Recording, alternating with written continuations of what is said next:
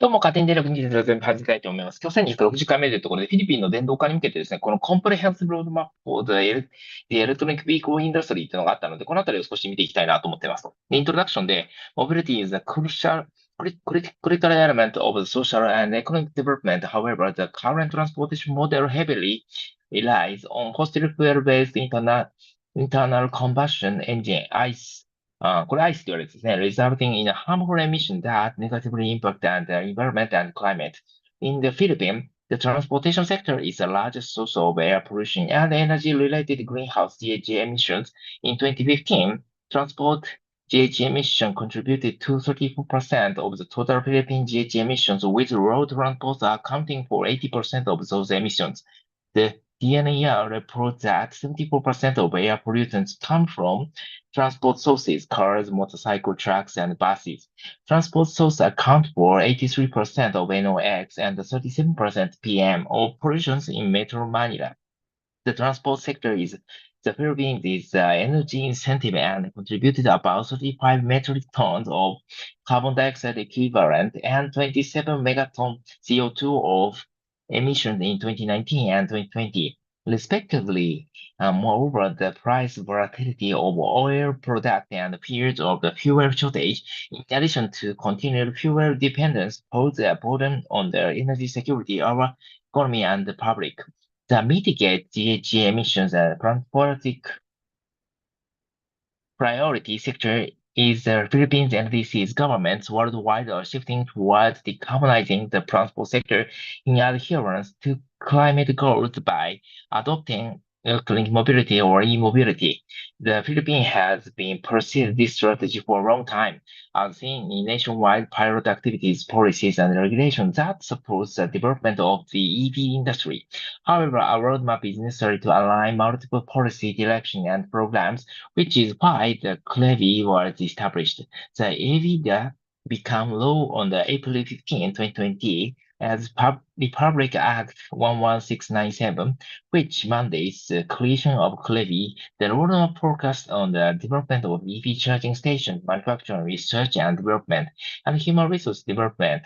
It provides short, medium, and long-term targets to address the barriers to EV industry and aim to address fragmentation of public and private efforts by producing synergetic results from all activities to develop the EV industry. With this, the transportation sector is a Philippines is a significant source of GHGs, air pollution, and energy dependence. However, with this established levy, there is a roadmap that aligned with multiple policy directions and programs to address the challenge of the EV industry. This presents a significant opportunity for the Philippines to transition toward electric mobility and reduce its GHG emission while improving air quality and energy security. Furthermore, a more inclusive and sustainable adoption of EVs, which will require a robust local EV manufacturing industry, which will make the availability of vehicles and parts more accessible to consumers.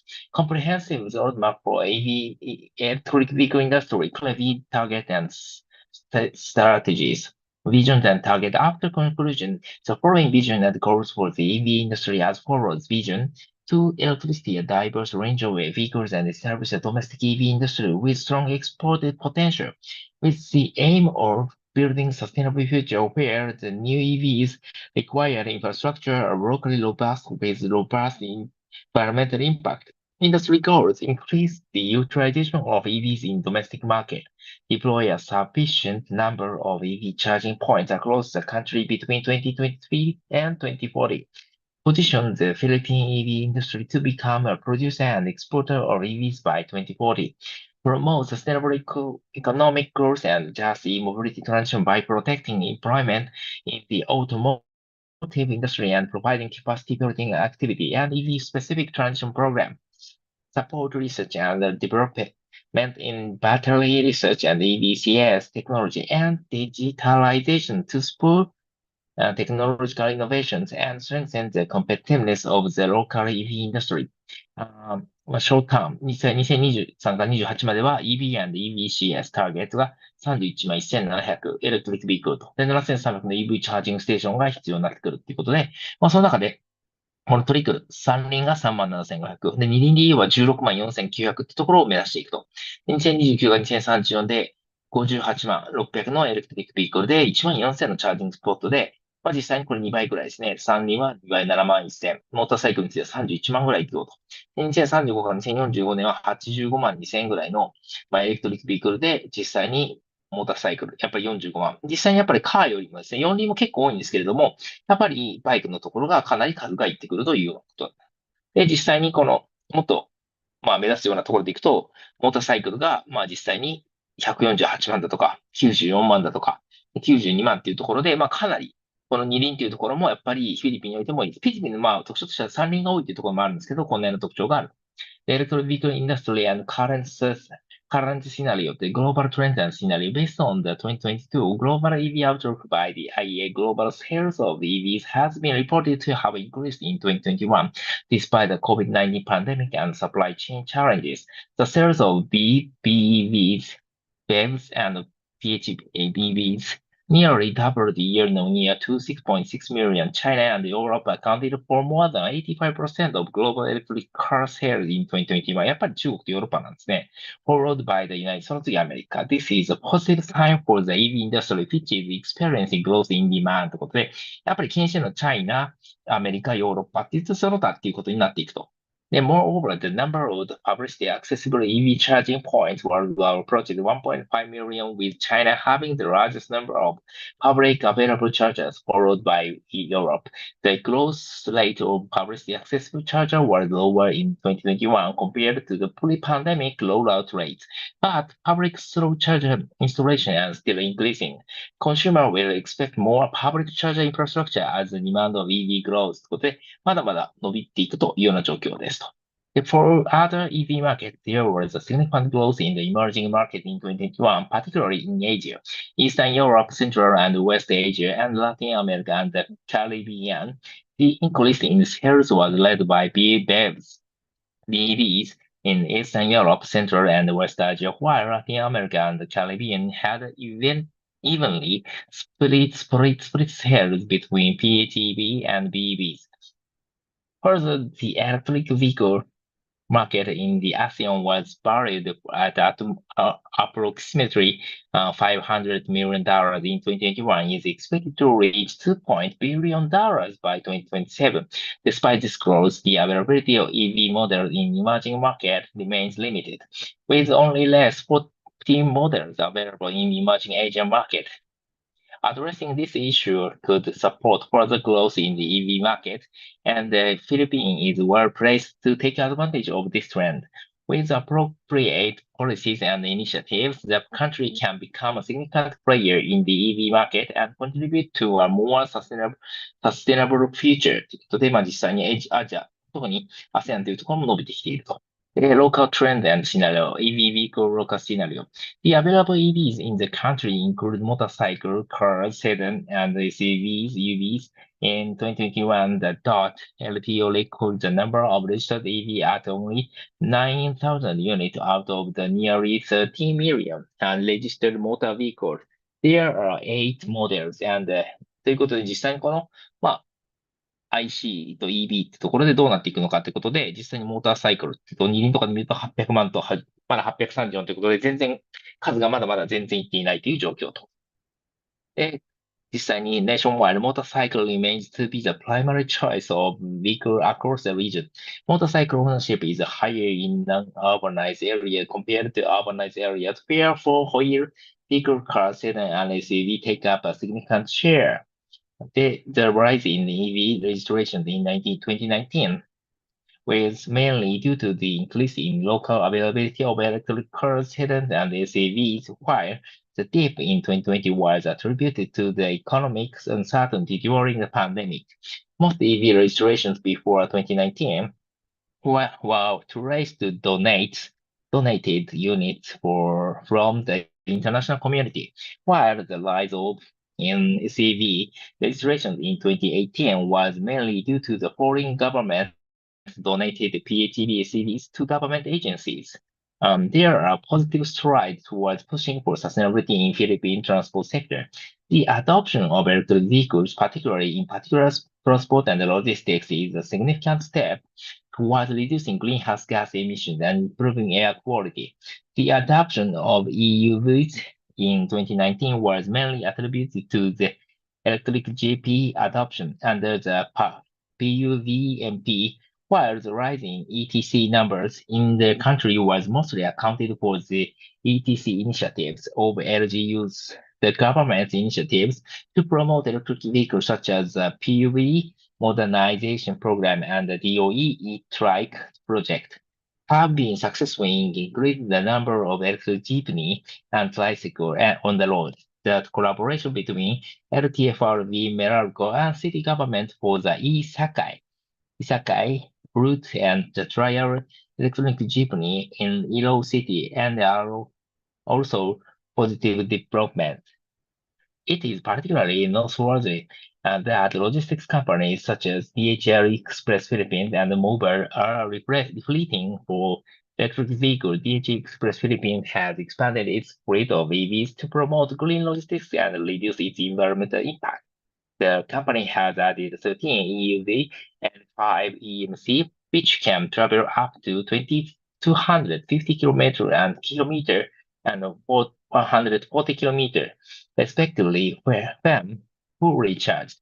These vehicles will be deployed in several cities, including Makati, Ortigas, and Manila, as well as Laguna and Clark, Pampanga. Moreover, Mobile, IKEA's on-demand delivery partner in the Philippines, has introduced 10 electronic vans and 2 electric trucks to its fleet to deliver IKEA purchases to consumers' homes. This moves towards sustainability set an example for other local deliveries similar to follow. Additionally, the partnership between Globe's 917 Ventures IR Corporation and Gogoro is another exciting development that aims to reduce fossil fuel usage in the transportation industry.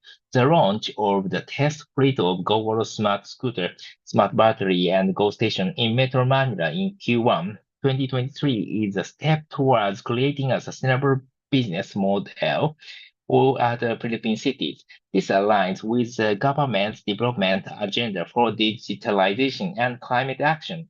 And Globe has also launched electronic power shuttles for its employees to reduce greenhouse gas emissions. Finally, the surge in sales of electrified vehicles in 2022 is a positive trend. Sales performance of EVs were recorded at 3,091 units sold, in contrast to 843 units in 2021, 378 units in 2020, and 214 units in 2019. HEVs represented over 90% of the total sales, and Toyota and Lexus were the dominant brands, selling 202,134 units last year. However, their market share decreased from 95% to 69% between 2029 and 2022. Toyota alone accounted for 59% of total sales, selling 1,829 units, largely driven by the success of the Corolla Cross hybrid model, which represented 62% of total Toyota sales. It is encouraging to know that other brands that made sales include Nissan, Mazda, Volvo, Mitsubishi, Jaguar, BMW, and Hyundai. Electric vehicle charging station EVCS local scenario. The DOE has issued its EVCS policy guideline, which aims to promote the adoption and electric vehicle in country by developing a robust charging infrastructure.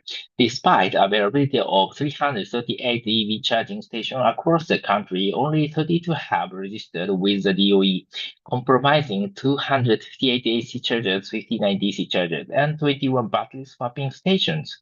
これ実際にバッテリースワップステーションも21あって、AC チャージャーが258一番多い。ただ338ってまだまだ全然少ないような状況ですと。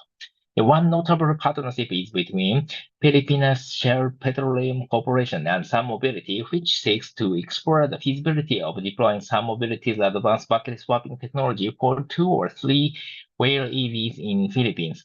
This initiative aligns with the electric vehicle industry roadmap for the development of EVs in the Philippines, AVDA, which aims to promote sustainable electronic transportation in the country. The pilot program is set to launch in the first half of 2023. This will utilize some mobility, smart batteries, quick interchange stations, and smart network cloud-based Internet of the Things IoT backend software. The initiative will allow 2 or 3-wheeled EVs to swap batteries in less than 2 minutes at selected shared mobility stations. This innovation solution will not only provide affordable and practical charging options, but also enable longer driving in range and zero-emission transportation. It is exciting development that could accelerate the adoption of EVs in Philippines. The implementation of more charging stations will be crucial to increase the convenience and accessibility of EVs, particularly in urban areas. The Philippines has a vast potential from electric vehicles due to the country's high reliance on fossil fuel, and increasing the adoption of EVs will reduce greenhouse gas emissions, improve air quality, and promote sustainable development. Local policy development scenario. The Philippines is on the path towards becoming the hub for green, new technology, sustainable manufacturing under the Marcos administration's new science, technology, and innovation-driven industry strategy. The government is actively developing and promoting the EV industry to attract investments in EV assembly, including strategic parts and components such as charging stations, automotive electronic, battery manufacture, and mineral processes. As provided for under Section 24 of EVDA, the government will create a target incentive program similar to the CARS program through the EVs to attract huge investment in the sector that would build the domestic EV industry and position the Philippines as future regional player in the emerging global electric vehicle value chain. EVs would support the manufacture of EVs with strong domestic market acceptance, strong manufacturing potential, and promising export opportunity. Specifically, it will support four-wheeled commercial vehicles, especially EJP, in support of the PUVMP, and prospectively other EV segments such as electronic 2 and 3-wheel vehicles. The DTI-BOE is leveraging the country's available resources to support high-value manufacturing activities. For instance, by attracting foreign investment in activities such as mineral processing, the government aims to entice battery and EV manufacturers to set up shop in the Philippines. Furthermore, the government is committed to promoting renewable energy with a significant portion of investment approval in this sector. The country's approach is guided by the 4 pillars of the EV diffusion, as identified in the 2019 Philippine EV Policy Analysis Report. These pillars are EV cost reduction, industrial development, demand generation, and charging infrastructure development. To generate demand, the government has rolled out various initiatives, including fringe benefits, government EV procurement programs, corporate EV fleet programs, and minimum EV share for public transport. For manufacturer and assembler, policy have been established to support importation and supply side subsidies for EV components. Additionally, DOE endorsed energy efficiency project related to government and corporate EV fleeting and operation of shuttle service or fleeting leasing can avail fiscal incentives through the DTI BOE based on DOEDC. A range of fiscal incentive is available through various legislation and policies, making the Philippines an attractive destination for investors in the EV industry. Many of the automobile industry specific policies generally do not discriminate between ICEV and EV fan. It comes to providing tax holidays, duty exemptions, and improving ease of doing business. As a result, investments for IECV favor over EV because of the former higher market share. Distribution of service centers and level of deployment in contract, the EV industry is developing marketing that would require extensive training, research and development, and market promotion. Renewable Energy Act for 2008, The Renewable Energy Act of 2008 served as a crucial enabler of the EV's goal to achieve energy security by harnessing renewable energy sources. One noteworthy provision of the Renewable Energy Act of 2008 is the option of EVCS with high energy demand of 1 megawatt or more to direct contact with renewable energy developers. This paves the way for the adoption of sustainable energy sources and contribute to the reduction of carbon emissions in the industry. The Green Energy Option Program also allows EVCS to source their energy demand from renewable energy suppliers, further promoting the use of clean energy sources. Furthermore, the Renewable Energy Act of 2008 provides incentives for RE facilities that use renewable energy sources for both power and non-power applications. These incentives are granted upon certificate by the DOE and include benefits such as income tax holiday, duty-free importation of renewable energy machinery and equipment, and net metering, among others. These incentives can help attract more investors to invest in renewable energy sources in the Philippines and support the country's transition towards a more sustainable income tax holiday for 7 years, duty-free importation of RE machinery, equipment, and materials, including control and communication equipment. Special reality tax rates on the equipment and machinery not exceeded 1.5% of their original cost, less accumulated normal depreciation or net book value. Net operating loss during the first 3 years of the commercial operation, which had not been previously deducted from gross income, shall be carried over, and the deduction from gross income for the next 7 consecutive taxable years immediately following the year of such loss. Corporate tax rate of 10% on its net taxable Philippine Energy Plan, PP. The PP is a comprehensive document that outlines the government's strategies, policies, and programs to achieve the country energy goals. The PP aims to provide energy security to the country and to promote the use of clean energy while reducing the country's dependence on imported fossil fuels. One of the key strategies is to develop indigenous energy resources and increase energy efficiency through energy conservation and demand-side management measures. To promote the use of renewable energy, the PP includes policies and incentives such as feed-in tariff and tax incentives. The plan is regularly updated to reflect changes in the energy landscape and guide the country's energy sector towards a sustainable future. The PP targets a 35% renewable energy share in the country's total energy by mix 2030. Moreover, the PP highlights the required installed capacities by 2040 as such a total installed capacity of 95 gigawatt will be required. This is further more than 26 gigawatt capacity recorded in 2020. The increased capacity will come from committed and new power generation projects, with about two-thirds of the new capacity, 45 gigawatt, being the early resource. The share of new energy sources as follows. Solar energy, despite having the lowest capacity factor, is expected to contribute as much as 70% of the total renewable capacity addition. By 2040, solar will make up 34% of the total installed capacity due to its decreasing capital cost and lowest levelized cost of electricity.